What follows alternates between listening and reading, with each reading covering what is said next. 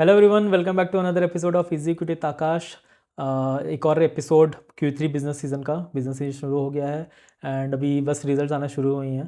तो मैं mostly small caps वगैरह छोटी हाई ग्रोथ कंपनीज को कवर करता हूँ, बट अभी बड़े कंपनीज को भी कवर करना इंपॉर्टेंट होता है, just to give a flavour कि क्या चल रही है मार्केट में, राइट। तो बड़ी कंपनी को समझते हो ना, बेसिकली आप समझ लो बड़ी कंपनी वो एक्सपीरियंस 40 50 55 60 साल वाले इंसान की तरह होता है जिसके पास विजडम काफ़ी है।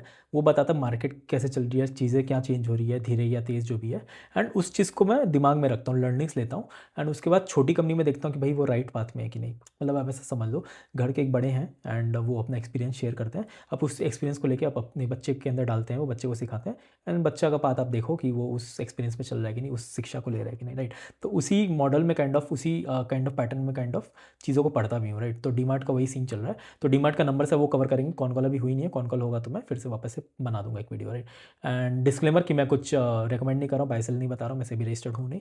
मैं चीज़ों को बता रहा हूँ, आप भी चीज़ों को समझो और इन्वेस्ट रिस्पॉन्सिबल करो। मेरे को देख के मत क्या करो, एडुकेशन की तरह लो इसको, राइट। चलिए शुरू करते हैं। तो इनका नंबर आया है एंड इन्होंने करीब करीब 18,100 करोड़ का काइंड ऑफ रेवेन्यू पोस्ट किया है, ठीक है। Which is year over year growth of 13%, right. तो आप देखोगे लास्ट 4 5 क्वार्टर से 16 17 15% के रेंज में ये लोग घूम रहे हैं, ठीक है। तो आप नंबर अगर देखोगे, एग्जैक्ट बताऊँ, 2024 के दिसंबर में लास्ट ईयर उन्होंने ईयर ओवर ईयर 17.5% ग्रो किया था। उसके नेक्स्ट क्वार्टर 16.8, उसके बाद 16.2, 15.4, अभी 13.2। तो अब देखो 17 से 13% धीरे धीरे आ गया। अब एक चीज़ और बताओ, ये दिसंबर क्वार्टर ये पहला पूरा पूरा पहला वाला क्वार्टर है जिसमें जीएसटी आपकी कम हुई थी, राइट। तो जीएसटी आपकी कम हो गई है एंड उसके साथ साथ आपके नंबर नहीं आ रहे। तो इससे मेरे को एक चीज़ समझ आता है कि पहला बात तो आपका बेस बड़ा हो गया तो आप कर नहीं पा रहे हो, ये एक चीज़ है। दूसरा बात, जीएसटी कम होने से आइडियली सेल्स बढ़ जानी चाहिए, ऐसे लोग को लगता है, राइट। बट आप ऐसा सोच के समझो, सोच के चलो कि डीमार्ट क्या करता है। डीमार्ट मोस्टली आप समझ लो यूएस में जैसे वॉलमार्ट है ना, वैसे डीमार्ट है। सस्ते में सामान बेचता है, ठीक है। बल्क में सस्ते में सामान बेचेगा। उनका मोटो भी वही है कि एवरीडे ग्रेट सेविंग्स, ऐसा कुछ नाम, कुछ ऐसा स्लोगन है, राइट। सस्ते में बेचेंगे, वॉल्यूम में बेचेंगे, पैसे कमाएंगे, राइट। तो अब वही सोच के चलो कि अगर जीएसटी कम होती है या फिर गवर्नमेंट कुछ टैक्स कम करती है, या फिर आप ऐसा समझ लो होम लोन के रेट कम हो जाते हैं या कार लोन के रेट कम हो जाते हैं, या फिर कुछ सस्ती हो जाती है चीज़ें, तो आप क्या वो चीज़ें ज़्यादा खरीदना शुरू कर देते हो कि आप बेटर चीज़ पे अपग्रेड कर जाते हो, राइट। ये क्वेश्चन आपको आंसर करना होगा, पॉज करके आंसर करो, राइट। चलिए मैं इसको एक दो एग्जांपल से बताता हूँ। आप ऐसा समझो कि आपका मंथली राशन में 2,000 रुपया खर्चा होता है एंड उसमें आप सब कुछ कुछ कुछ एक फिक्स्ड यूनिट लेते हो, राइट। अब आपकी जीएसटी कम हो गई तो 2,000 के बदले 1,800 लगना है। तो आप खुश होगी, 200 रुपये बच गए आपके। तो आप क्या डबल चीज़ें खरीदने लग जाओगे क्या, या थोड़ा ज़्यादा चीज़ें, या 10 15% एक्स्ट्रा खरीदने लग जाओगे। अभी भी नहीं समझ आया तो एक और बताता हूँ। आप ऐसा समझो कि अगर आप जी की जीएसटी कम हो गई है या टैक्स कम हो गई है, तो क्या आप नमक 1 kg के बदले 2 kg खाने लग जाओगे? नहीं ना। चीनी 2 kg खाने लग जाओगे? नहीं। आटा 4 kg खाने लग जाओगे? नहीं। हो सकता है कि आप आटा बेटर ले आने लगो, राइट। हो सकता है कि आप नमक अच्छे ब्रांड का ले आने लगो, या फिर शुगर अच्छे ब्रांड के ले आने लगो। ये तो खाने पीने की चीज़ें होगी। एक दो और एग्जांपल ले लेते, गाड़ी।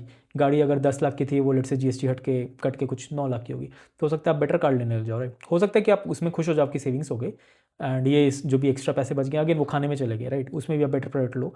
तो बेसिकली अंडरलाइन चीज़ बोलने का मतलब यही है। होम लोन में भी आप ले लो कि अगर थोड़े टैक्स या कुछ ऐसे रेट्स कम हो गए, तो हो सकता है बेटर बड़ा घर ले लो जहाँ पे अम्यूनिटीज़ ज़्यादा अच्छा, राइट। तो क्योंकि आपका बजट तो उतना ही था, right. Most of the cases में यही होगा, बजट अगर कम है तो आप उस हिसाब से ही लोगे, राइट। तो ये एक चीज़ है। तो इससे एक चीज़ समझ आता है कि जब जब आपको रिलीफ मिल रही है या चीज़ें के सस्ते प्राइस हो जा रहे हैं या सब वहाँ कंज्यूमर को फ़ायदा हो रहा है, तो कंज्यूमर प्रीमियम प्रोडक्ट लेना चाहेगा। या आप इसको एक और चीज़ ले लो कि अगर आपकी सैलरी बढ़ गई या इनकम बढ़ गई, तो आप बेटर प्रोडक्ट लेना चाहोगे, राइट। एंड डीमार्ट क्या करता है ना, डीमार्ट सस्ता ही चीज़ बेचता है, ठीक है। डीमार्ट सस्ता ही चीज़ बेचता है। आप जाके देख लो, भयानक भीड़ रहती है। मेरे घर के पास है, 2 ढाई 3 किलोमीटर की दूर में है। मैं आई थिंक ये लास्ट मैं 2018 से हूँ बैंगलोर में। अभी तक 2020 तक आप लेके चलो, उसके बाद तो डीमार्ट जाने का कोई सेंस भी नहीं है, क्विक कॉमर्स आ गया था। वो 2 साल में आई थिंक मुश्किल से मैं 4 से 5 बार डीमार्ट गया हूँ, वो भी रो धो के, मेरे को जाने का उतना मन नहीं करता था। तो वही सीन है ना कि नंबर्स अगर आप अभी जाके देखोगे कि 13% ग्रोथ आई है, year over year growth quarter quarter गिर रही है एंड जीएसटी की भी रेट आई थी एंड ये जीएसटी वाली रेट कट को कैपिटलाइज नहीं कर पाया। इससे समझ भी आता है, मैंने जो पूरा कंसेप्ट बताया इससे समझ आया कि डीमार्ट उतना प्रीमियम प्रोडक्ट बेचती ही नहीं है, राइट। तो एंड उसके साथ साथ आपको ये चीज़ समझना है कि जैसे जैसे ये चीज़ें और बढ़ती जाएंगी, अफोर्डेबल चीज़ होती जाएंगी या इनकम बढ़ती जाएंगी, तो लोग का माइंडसेट और लोग का परचेजिंग भी शिफ्ट हो जाएगा प्रीमियम प्रोडक्ट्स पे। राइट। अब एग्जांपल ले लो, क्विक कॉमर्स में आप देख लो, डेटा पब्लिकली अवेलेबल, आप गूगल वगैरह कर लोगे तो मिल जाएगा, जेप्टो, इंस्टामार्ट तो वैसे स्विगी तो वैसे भी लिस्टेड है, जोमेटो का ब्लिंकिट देख लो, तो उनका ना एवरेज ऑर्डर वैल्यू बढ़ रहा होगा, नंबर ऑफ स्टोर्स बढ़ रहे होंगे, वॉल्यूम्स बढ़ रही होंगी। एंड आप जाके देखोगे ना जेप्टो वगैरह में सेम सामान का एमआरपी चेंज करके बेचा जाता है। मैं तो बहुत बार नोटिस भी किया हूँ। चलो सेम सामान भी छोड़ो, आपकी प्रीमियम प्रोडक्ट बिकती है, जो लेट से मखाना में भी 5 रुपये की चिप्स 10-15 रुपये की बिकती होगी, कोई और ब्रांड की 40-50 की बिकती है, नूडल्स 500 100-500 वैसे के बिकते हैं, राइट। तो अब वही देखो ना, पूरा जब कंट्री, पूरा सिचुएशन जब प्रीमियमाइजेशन का प्ले चल रहा है, डिमांड उसको कैपिटलाइज नहीं कर पा रहा है, उसी की वजह से जीएसटी कटाने के बाद भी ना ये इसको कैपिटलाइज नहीं कर पाया। तो आप समझ रहे हो ना कि आई थिंक इसमें मैंने एक वीडियो भी बनाया था कुछ दिन पहले, लॉ ऑफ समथिंग ऐसा कुछ नाम एग्जैक्ट मुझे याद नहीं आ रहा है। तो बेसिकली उसमें मैंने यही बताया था कि जैसे जैसे परचेजिंग पावर बढ़ती है, जैसे जैसे इनकम बढ़ती है, प्रीमियम प्रोडक्ट्स की डिमांड बढ़ जाती है, लो प्रीमियम प्रोडक्ट्स, सबपार प्रोडक्ट्स की डिमांड घटने लगती है। आई थिंक डिमांड पे वही चल रहा है, राइट। इनका नंबर ऑफ स्टोर्स भी आई थिंक 430-440 के रेंज में है, एंड स्टोर्स का भी कुछ ऐसा मेरे को एक्सपेंशन उतना एग्रेसिव नहीं दिख रहा है, राइट। तो ये एक चीज़ हो जाता है। एंड इसका पोर्टफोलियो पर अगर अब हम लोग बात कर लें, तो मतलब प्रोडक्ट पोर्टफोलियो में, तो इनका करीब करीब आई थिंक 55-60% इनका करीब करीब आता है अपना फूड वगैरह से, ठीक है। एंड फूड वगैरह में तो मैं बता ही दिया हूँ कि नंबर ज़्यादा कुछ वैसे खास नहीं है। 20% इनका आता है टॉयलेटरीज, पर्सनल केयर वगैरह ये सब से, तो मैं इसको भी एफएमसीजी में ही ले लूँगा and kind of normal brand में ही लेके चलूँगा, राइट। जैसे जो भी नॉर्मल ब्रांड्स के आते हैं, राइट। एक और बच जाता है कुछ 23-24% का इनका पोर्टफोलियो बच जाता है काइंड ऑफ गारमेंट्स, अपैरल, ये सब में। इसमें मेरे को लगता है थोड़ा सा अच्छा प्रोडक्ट मिक्स बन सकता है, इसमें थोड़ा मार्जिन ज़्यादा होती है। I think last con call का भी मैंने पढ़ा था कुछ टाइम पहले, उसमें भी ऐसे ही कुछ था कि इसमें थोड़ा सा मार्जिन बचता है। एंड इनका इसका भी क्या हो रहा है ना, धीरे धीरे शेयर गिरते जा रहा है। एंड ऊपर से क्या हो रहा है कि ना, आप वैल्यू रिटेल स्पेस में देख लो, जूडियो आ गया, V2 रिटेल आ गया, वी-मार्ट, इतने सारे आ गए हैं, तो कस्टमर जाके इधर से नहीं लेना चाहेगा, कस्टमर चाहेगा वहाँ से एक स्पेसिफिक प्रोडक्ट, स्पेसिफिक स्टोर से लेना, जहाँ पे एक्सपर्टीज़ है कि कपड़े बनाने की, अच्छे डिज़ाइन की, राइट। एंड डीमार्ट का उतना डिज़ाइन वगैरह भी ऐसा कुछ अपीलिंग नहीं लगता है। ये मैं डेटा से नहीं बता रहा हूँ, अपना पर्सनल एक्सपीरियंस से बता रहा हूँ, मैंने ऐसा कुछ लिया नहीं है, बट सुन उन के स्कटल बट से इधर उधर से समझ के मैं बता रहा हूँ।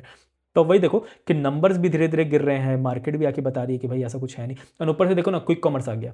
अब क्विक कॉमर्स का ज़माने में, जेंजी वाले ज़माने में कंजम्पशन अभी क्या होगी ना, मिलेनियल और जेंजी ऐसे है। जैसे मैं मिलेनियल हूँ, मैं 30 ईयर्स का हूँ, तो मैं कंजम्पशन को ड्राइव कर रहा हूँ। अब मेरे घर पे मैं जैसे जैसे मैं पैसा कमाऊंगा, मम्मी पापा को थोड़ी बोलूँगा कि आप के सामान लेके आओ, राइट। कुछ कुछ के लाते भी होंगे, बट ठीक है, मोस्टली अब हम लोग ड्राइव करेंगे। हम लोग क्या कर रहे हैं, हम लोग क्विक कॉमर्स से लेके आ रहे हैं। जेंजी वाले लोग भी क्विक कॉमर्स से लेना चाह रहे हैं, राइट। तो अब देखो डीमार्ट कहाँ से फंस जा रहा है, एक क्विक कॉमर्स आके उसका मार दे रहा है, ठीक है। दूसरा जीएसटी वगैरह, ये जो भी चीज़ें के रेट कम हो रहे हैं, तो प्रीमियमाइजेशन का प्ले ऐसे ही चल रहा है। मेरे को पता है, आपको पता ही है, मैं सिर्फ कंजम्पशन के ऊपर काइंड ऑफ वीडियो बनाता हूँ। तो कंजम्पशन वाले में भी प्रीमियमाइजेशन का जो प्ले चल रहा है, उधर भी डीमार्ट कैपिटलाइज नहीं कर पा रहे। अब लेट से कल को आगे कंपनी बोलती है हम लोग प्रीमियम छोटा छोटा स्टोर्स खोलेंगे मल्टीपल इंडिया में, राइट। तो मेरे को उस कंपनी में इंटरेस्ट आने लग जाएगा, मुझे लगने लगे कि हाँ। एंड उसके संग अगर वो लोग बोल दे कि भाई इससे मैं भी 20% रेवेन्यू में ड्राइव कर लूँगा, 30% ग्रोथ दूंगा, या कुछ भी ऐसा नैरेटिव सेट किया जाए और एग्जीक्यूशन अगर होने लग जाए, तो भाई मार्केट तो उसको रिवॉर्ड करने लगेगा, राइट। सो ये एक चीज़ है, मुझे काइंड ऑफ बताना था, इसलिए मैं पूरा स्टोरी बता रहा था। नंबर्स पे मैंने ज़्यादा बात ही नहीं की अभी तक। नंबर्स मैंने अभी तक क्या बताया, एक ही लाइन बताया, 13% की ग्रोथ है, राइट। चलिए नंबर पे थोड़ा सा और डीप डाइव कर लेते हैं। तो 13% की ग्रोथ है, 18,100 करोड़ की सेल है काइंड ऑफ। एंड प्रॉफिट आपकी आ गई है 856 CR की, राइट। 850 करोड़ की, 4.7 4.8 करीब करीब इसका पैट मार्जिन बनता है। एंड ऑपरेटिंग लेवरेज इनको कुछ ऐसा खास मिला है नहीं, क्योंकि मटेरियल कॉस्ट भी 85% रह गई है, एम्प्लॉय कॉस्ट भी 1.5-2% उसी रेंज में है, राइट। तो ये अपना मोस्टली हो जाता है 8% का इनका करीब करीब ऑपरेटिंग मार्जिन, EBITDA मार्जिन आप लेके चलो उस रेंज में आता है। तो मोस्टा मोटी आप देखोगे ना, इसका नंबर्स ऐसा कुछ ज़्यादा हिला नहीं है, इतने बड़े बेस पे भी कुछ ऑपरेटिंग लेवरेज इतना कुछ खास से मिल नहीं रहा है। एंड नंबर्स तो मैंने आपको बता ही दिए कि क्या क्या इसमें रिस्क दिख रही है अपने को, राइट। इसको एक छोटा सा अगर कंपैरिजन करें पटेल इंजीनियरिंग के साथ, पटेल रिटेल भी देखोगे, वो भी 13-14% से ग्रो कर रहा था। अब उसमें दिक्कत क्या ना, वो एक्सपोर्ट भी करता है, फिर उसका पहले का कुछ हिस्ट्री था कि शुगर वगैरह वो करता था, वो गिर गया एक्सपोर्ट, मतलब उसमें भी कुछ नौटंकी चल रहा है। एंड ओवरऑल दोनों का स्टोरी में बेसिकली आप देखोगे मिड रेंज का काइंड ऑफ कंपनी है। दोनों 15-20% से नीचे ही है, 15% के आसपास खेल रहा है, राइट। तो 15% में तो मेरे को ऐसे भी काइंड ऑफ मज़ा नहीं आता, क्योंकि म्यूचुअल फंड ही दे देता है यार 12 से 15%। तो मैं उस कंपनी में क्यों जाऊँ कि जिसमें जो 15% दे रही है, जब मैं इतना पढ़ रहा हूँ, इतना मेहनत कर रहा हूँ, इतना काइंड ऑफ स्काउट कर रहा हूँ डिटेल्स को, कंपनी में इतने डीप में घुस रहा हूँ, पूरा अपना मेहनत लगा के, दिमाग लगा के सब कुछ कर रहा हूँ, तो 15% मैं क्या डिजर्व करता हूँ, नहीं, राइट। मेरे को तो 30-40-50-100% की ग्रोथ इंजन चाहिए होती है, with a good runway, let's say 2-3 साल तो वो काइंड ऑफ इतना ग्रो करे, तभी मुझे मजा आएगा, राइट। तो मेरे को तो अगर आप पूछो इन्वेस्ट करना है, तो मैं तो बोलूँगा नहीं। अगेन हैविंग सेड दैट, ये आपका डिसीजन नहीं बनना चाहिए। आपका डिसीजन बनना चाहिए पूरे सिनेरियो को समझ के, अपना दिमाग लगा के, अपना मसाला लगा के, अपना चीज़ों को समझ के, उस हिसाब से करना चाहिए, राइट। मैं कौन होता बोलने वाला, मैं तो बस बता रहा हूँ कि बिजनेस कैसे सेंस करती है, मैं अपना POV दे रहा हूँ, राइट। तो एक चीज़ है।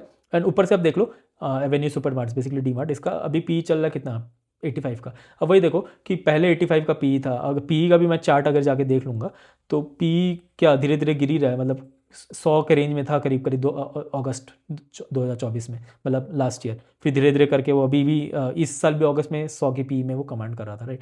तो वही देखो 100 की पी जब कमांड कर रहा था मे भी 17-18% की ग्रोथ आती थी, अब धीरे धीरे वो 13% की ग्रोथ आ गई है। अभी 86 की पी दिख रही है, और गोइंग फॉरवर्ड ये वापस एक्सपेंसिव हो जाएगी, राइट। तो वैसे ही चीज़ें चलती रहती है, आप ग्रोथ नहीं दिखाओगे एंड नंबर्स म्यूटेड ही रहेंगे तो मुझे तो मज़ा नहीं आएगा। तो एक रीज़न हो सकता है मार्केट इसको इतना अच्छा वैल्यू कर रहा है, क्योंकि क्या होता है ना, पी आप लेके चल लो कि ग्रोथ का एक फंक्शन बता सकते हैं कि जिस हिसाब से ग्रोथ आ रही है मैं उसको ज़्यादा पैसे कमांड करना चाहूँगा, ज़्यादा वैल्यूशन देना चाहूँगा, क्योंकि मुझे लगेगा कि हाँ ये ग्रोथ दे देगी, पैसे बना के दे देगी आज नहीं तो कल, राइट।